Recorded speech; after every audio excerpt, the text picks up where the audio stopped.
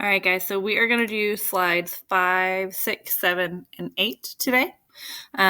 So we are circling back to fossil fuels, which we spent a little bit of time on before the break, and we're going to kind of wrap those up these next couple of days. So you guys did the Ed Puzzle videos. So kind of we're reviewing the information you learned there, and we're plugging some things into our notes. All right, so first is vocabulary. So you're just going to follow along with me. A flammable liquid. So liquid tells me that I'm already thinking it's probably oil, but let's make sure. A flammable liquid produced from organic matter buried under layers of sediment for millions of years. So yes, because of the three fossil fuels, remember with the three fossil fuels that we look at, one is a solid, one is a liquid, and one is a gas. And so oil represents the liquid. And flammable just means it can start a fire. And so for our picture for oil, we're going to go with this one because that shows you your oil deposit underneath the earth and then the oil drill that's pulling it out. Okay, now a flammable material without a definite form produced from organic material buried under sediments found near oil. So if you remember from the Ed Puzzle videos, oil and natural gas, which is what is going to go here, oil and natural gas are formed very similarly. They're both formed in areas that were once covered by water. They're both formed or are currently covered by water. They're both formed from ocean organisms from millions of years ago that were buried and exposed to heat and pressure over millions of years. Remember that oil is heat and pressure. Natural gas is extreme amounts of heat and pressure. And so for natural gas, the picture we're going to go with is going to be here. And this is going to be the picture that we're going to go with because it has that more pressure. And so that's representing natural gas because natural gas forms almost exactly the same way that oil forms with one difference. And that difference is that natural gas is exposed to much more intense or extreme heat and pressure than oil. All right, the action of force by one object on another. So this is going to be pressure. Pressure is just the pressing down of something on top of another thing. And pressure has a lot to do with fossil fuel formation and sedimentary rock formation because those upper layers are pushing down and creating pressure on the bottom layers. And actually, I'm realizing I made a mistake here. So actually, this picture would go with pressure, obviously, because it actually includes the word pressure. And it shows you that the more layers you have, the more pressure is created because you have more weight and it's pressing down with more force. And I did not see before, but we actually have a picture here with a little gas deposit next to the oil. So that's going to be our picture for natural gas. So you have the gas deposit next to the oil for natural gas, and then the layers representing the pressure. So the more layers you have, the more weight, and so the more pressure is created on those layers underneath or on whatever is underneath.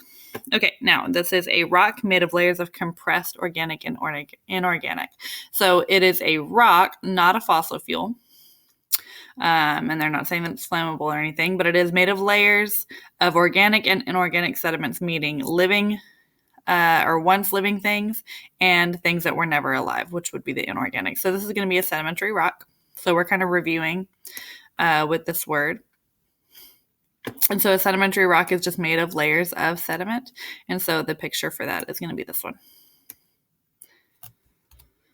All right, non-renewable, flammable material. So now I know we're talking about a fossil fuel again. Flammable material made from remains of plants and animals buried that is used for heat and power. So this is going to be a fossil fuel. So this is just describing any and all fossil fuels. All fossil fuels are non-renewable. They're all flammable. That's why we're able to use them, is because we can burn them for energy. And they are all made from the remains of plants and animals. And we use fossil fuels to create heat and power for our homes. And so for that picture, we're going to go with this because it has an oil deposit. So this shows you the layers of sediment built up and the oil deposit underneath. All right, and then the waste and remains of plants and animals is called organic matter. Organic in this context just means something that was living or is living. And so we're going to go with this picture of the flower that was alive and now it's dead. And so those would be the remains. but the dead plant would be considered organic matter. All right, slide 6. So I'm going to play this video for you first.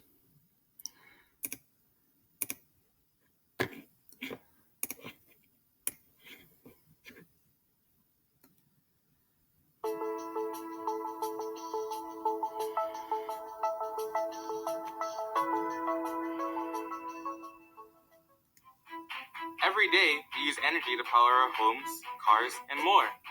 But most of that energy comes from fossil fuels. So what exactly are fossil fuels? Well, fossil fuels are made of the preserved remains of ancient plants and algae, and they come in a variety of flavors.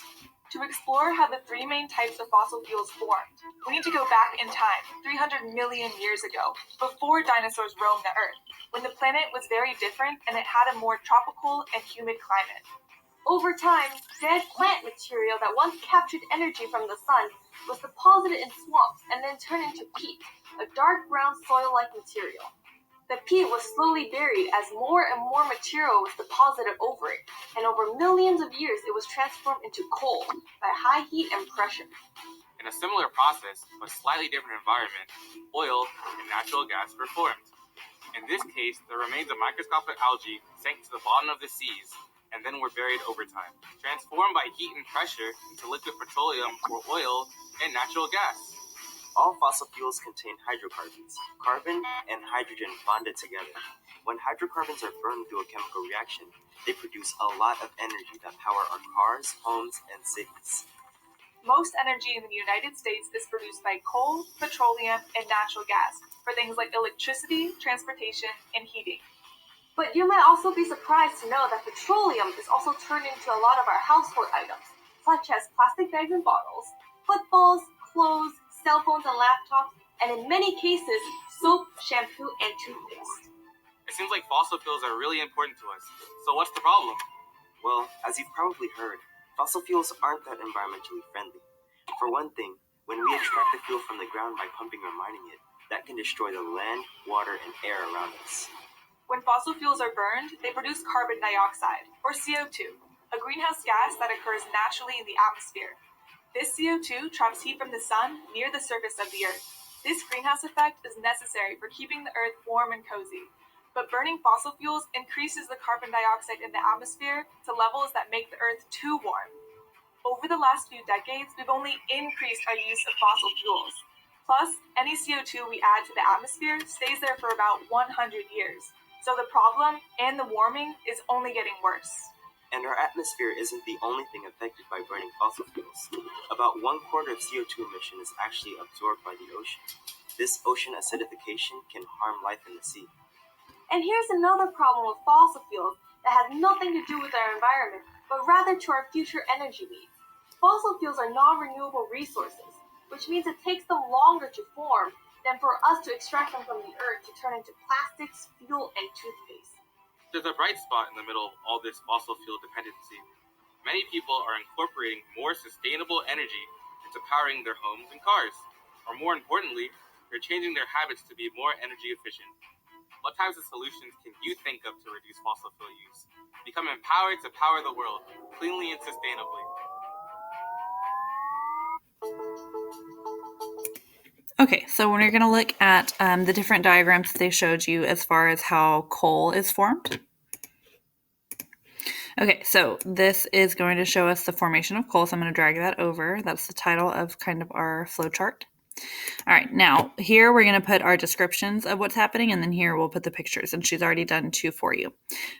So in the middle, the second step to formation of coal would be sediment and water are pressed down, but first, plants have to be buried underground. Remember that the main difference that I want you guys to take away from this between coal and oil and natural gas is that coal was formed at a different time period, and it's formed primarily from plants. That's what I want you to associate with coal is plant life. Okay, whereas oil and natural gas were formed from microscopic marine organisms. So that would technically, you could technically call some of them plants as far as like the phytoplankton, but there was also some zooplankton in there. So we technically call it, we just say organisms so that it encompasses everything. But I want you to associate coal with swamps. I want you to think of swamps and lots of plant life is associated with coal, whereas oil and natural gas are more associated with oceans and microscopic marine organisms like plankton. Okay, so plants were buried underground. Then sediment and water pressed down on those plants over millions of years. And then heat and pressure. Remember, the heat comes from inside the earth, not the sun. Remember, heat from the sun has nothing to do with formation of fossil fuels. The heat comes from inside the earth, and pressure comes from the layers of sediment that are building and forming on top of that plant life over the course of millions of years, and that turns it to coal. So first we have the swamp. So all these plants die and become buried. Let's see, then we have layers forming on top. So you can just see here that the layers are building up. And then finally, you see your coal deposit there at the bottom. So you see the coal deposit there at the bottom. And this arrow is showing you that as we move through these pictures, lots of time is passing, heat and pressure are being applied to that coal. All right, number 7. So now we're looking at oil. So I'm going to show you this. I know we looked at coal and oil in this video, but I wanted a video that would zero in on coal production a little more. So I'm going to play this video for you real quick.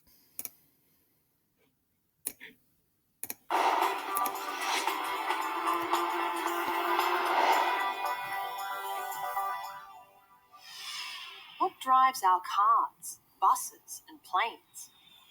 Powers our electricity and allows us to cook our food and heat our water. Most of today's energy needs are met by fossil fuels like coal, oil, and gas. These unique, high-energy fuels are non-renewable resources that took millions of years to form. About 2 billion years ago, marine organisms like algae and microscopic animals and plants died and settled on the ocean floor. Beneath other sediments in the ocean, and in the absence of oxygen, these fossils changed into a substance called kerogen. Under heat and pressure, kerogen gradually changes into oil or gas. The whole process usually takes at least 1 million years. At the molecular level, oil and gas are hydrocarbons made up of hydrogen and carbon atoms. The constant pressure and movement of the Earth's crust squeezes oil and gas through the pores or spaces within rocks. Some oil and gas reaches the Earth's surface and seeps out naturally into land or water. Often it is trapped beneath the surface by impermeable layers or rock structures, like faults and folds. Within the crust, oil or gas deposits build up and form reservoirs. Reservoirs are like vast sponges filled with oil and gas. They can be as large as a city. To find oil and gas deposits, geologists use a number of different survey techniques, including seismic surveys, gravitational surveys, and geological mapping. Seismic surveys use reflected sound waves to produce a 3D view of the Earth's interior. New technologies, such as 4-dimensional projections and sophisticated graphic renderings of rock structures, are improving the way we find conventional oil and gas deposits. Energy resources that are currently difficult or expensive to extract are called unconventional oil and gas. In a world with limited energy resources, people are looking at more efficient ways of tapping into unconventional oil and gas, or at alternative and renewable sources of energy from biofuels or the sun. What do you think will be the energy sources of the future? Okay, so that went into a lot of detail for you about how we extract oil and natural gas. But what I really wanted you to focus in on was the first part of the video, where it talks about and really does a great job of showing you how oil and natural gas were formed. They were formed during a different time period in our history than coal. They were formed at a time when much of the earth was covered by oceans. And so in those oceans were tiny ocean organisms called plankton, zooplankton and phytoplankton. And those plankton would die and sink to the bottom and become buried by sediment. And so those remains, those organic plankton remains, are exposed to heat and pressure over millions of years. And that's what we are mining out now as oil and natural gas deposits. So now we're going to look at differences between coal and oil. So of course, coal is the one that looks like a little rock. Oil, this is a drop of oil showing us that it's a liquid. All right, coal is a solid, whereas oil is a liquid. Both of them are flammable. Both of them are fossil fuels. They're both burned for energy. Now, swamp plants formed from ancient swamp plants, remember, you're associating coal with plants, and you are associating oil with marine life, so ocean organisms. Now, this one would go in the middle because both are formed because something, either plants or ocean organisms, are buried under sediments and water over millions of years. You can move those around if you need to, but you should have 3 under coal, 3 in the middle that describes both of them, and then 3 under oil. All right, last slide for today. Okay, so we're just filling in some notes here so we're going to take a quick beat to look at renewable and non-renewable one more time. This is something that we covered a couple of weeks ago. We didn't spend a ton of time on it because we really mostly look at fossil fuels. And renewable and non-renewable is actually a 4th grade review. Anyway, so we're going to fill in these notes by completing these sentences first. Alternative energy resources rely on natural processes. So alternative energy, you saw it there at the end of that last video. Alternative energy would be things like solar power, wind power, hydroelectric, which is water, geothermal, which is heat from inside the earth. But all of these things have in common the fact that they are natural processes. So wind, sunlight, heat from in the earth, water flowing. These are all natural processes that occur naturally. And so what we have done in an effort to use fewer fossil fuels and find other ways to create energy is we've taken those natural processes and we try to manipulate them or harness them to create energy. All right, and they can be used to produce, of course, energy. For a resource to be considered green, it must be renewable. So you'll hear this word green. You may hear this word green a lot, and green refers to renewable resources. So nobody would be calling fossil fuels green. Green is a term that was come up with, and it just means that it's renewable and clean. And by clean, they mean that it is not going to cause pollution.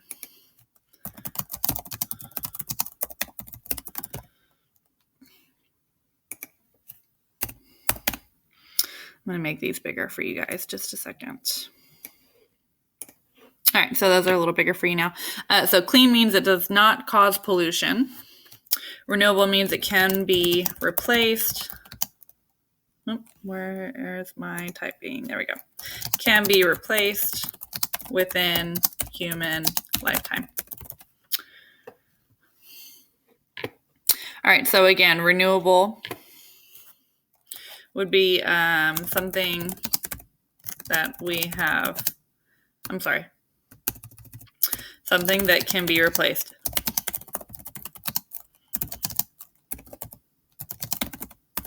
And we're going to look at some examples underneath after I make this a little bigger for you. All right, whereas non-renewable, we have a limited amount. I'm just going to put limited supply. And actually, under renewable, I want you to go ahead and add that we have an unlimited supply. Because if it can be replenished quickly, then we have an unlimited supply because we can continuously refill that supply. So renewable would be something that we have an unlimited amount of, whereas limited supply means that we're going to run out eventually.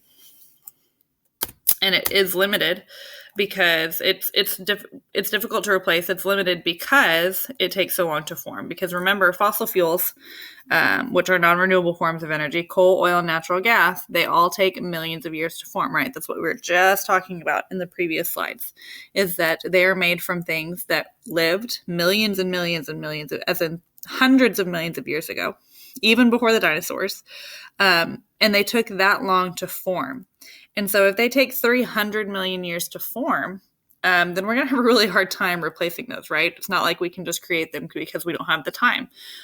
So non-renewable resources cannot be replaced in a human lifetime.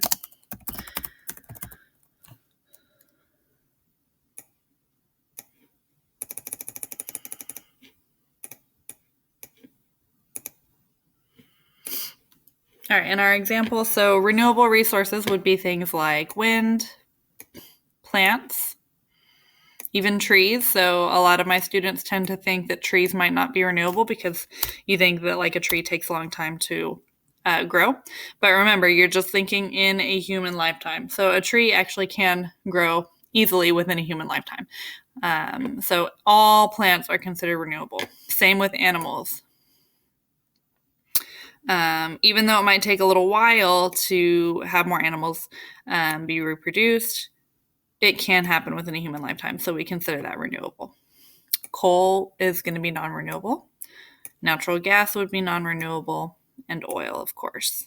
And then sun and water are renewable. So water is sort of confusing sometimes because we think, well, there's only so much water on Earth, but we consider it renewable because of the water cycle.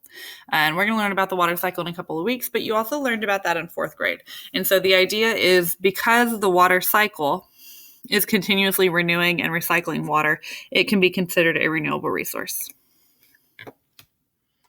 All right, and that is all for your notes today. We will do a few more pages tomorrow, and then we will finish up the notes for good and take our open note quiz on Wednesday. Make sure that you do not turn this in today. Remember, if you turn it in, then you're not going to be able to edit it tomorrow. So do not turn this in.